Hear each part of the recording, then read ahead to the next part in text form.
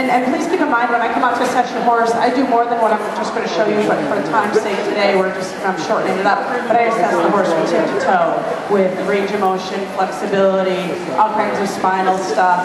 I give them kind of a once-over like your vet probably does, although I'm looking at things a little differently.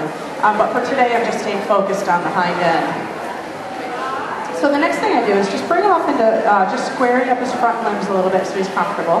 And that's yep, bring him up into square in the front. I don't care about the hind, just the front. Excellent, thank you. Good enough.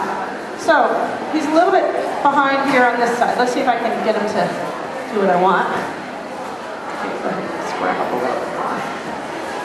Good enough, that's great. So now I'm going to assess his flexibility of his hamstrings. And how I do that is that I'm going to ask him for his foot and slowly bring his limb forward. And what I'm doing is I'm looking down as to where his front fetlock and the hind hoof, and I'm eyeballing how much space I've got. And I have you guys be the judge over there on the two sides, you guys can see. And I'd say he's about 4 inches. And that's pretty good, maybe even 3 inches. And that's good, and he's also very tolerant of me doing this. So now I'm getting an assessment of what his hamstring length is about, okay? I can also do the same thing here by bringing his limb backwards to see how tolerant he is bringing the limb back, and therefore I'm stretching the front muscles, which are the quadriceps and the tensor fascia lata, and some people even think you get the psoas muscle, and I don't think you do. But I'm not going to force him with that one. I do coach a lot of my clients to do that. The horses are more comfortable with their own owners handling their feet, and we just pretend we're picking up the hooves, and we just keep kind of stretching them out as they tolerate it. So now I'll compare this side, coming forward again, and see if there's any difference here. And it's kind of something that you just have to kind of get a feel for. Of what the horse will tolerate in terms of how far you can pull. So he's not quite 4 inches, he's more like 6 inches right here. And so I'm just, again, taking that information in. Well, maybe he's just a little bit tighter on these hamstrings as compared to his other side. And so therefore that's what we want to treat. We're going to spend a little more time stretching this side, although we'll stretch the other side too, but we'll stretch this side a little more in attempts to try and evening them out. Now there's other stretches too to do.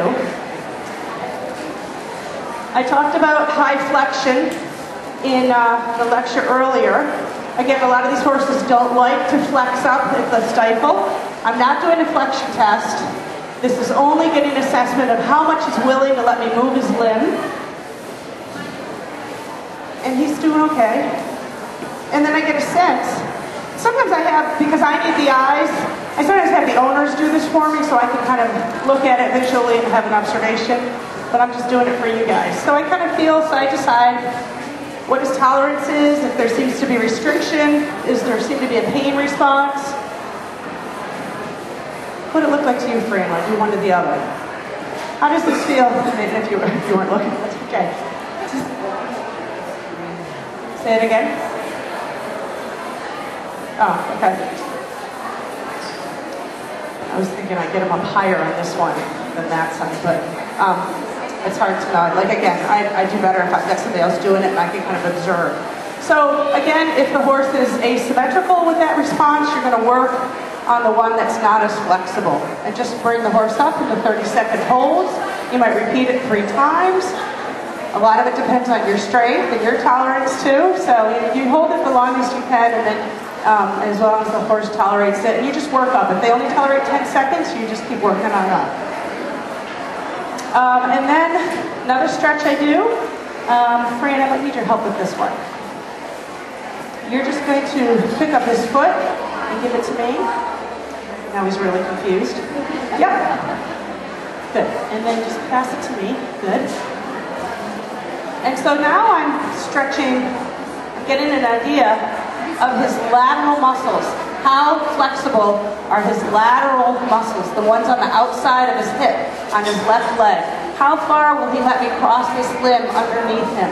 If you've got a dressage horse, or just about any horse, I mean, they do have the ability to do lateral movement, and this is a way of assessing, you know, physiologically, how much are they able to move this. So next side, so he's able to at least cross midline. He's even able to cross in front of his front cannon there, or his hind cannon. So we'll try this on the other one. It's a pair, thank you. And this is another stretch that I do with the horses. And not only am I assessing, you know, what the degree of movement is, but how comfortable is his response. Does it seem to be painful? How much resistance is he giving me? He's definitely more tolerant on this side of me doing this to his right limb than he is when I do the left. You see the difference there? I mean, he's like, oh, no big deal.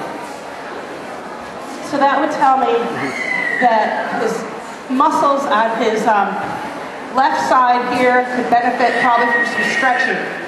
So it's the muscles, the outer muscles that are across the hip and cross the stifle here, known as the tensor fasciae lata, the quadriceps, even the big biceps femoris muscle that's right here can be involved, and you can get some passive stretching by doing what you just saw me do there. Again, same principle, 30 to 60 seconds, 3 times each. So it's some work, because I'm breathing hard.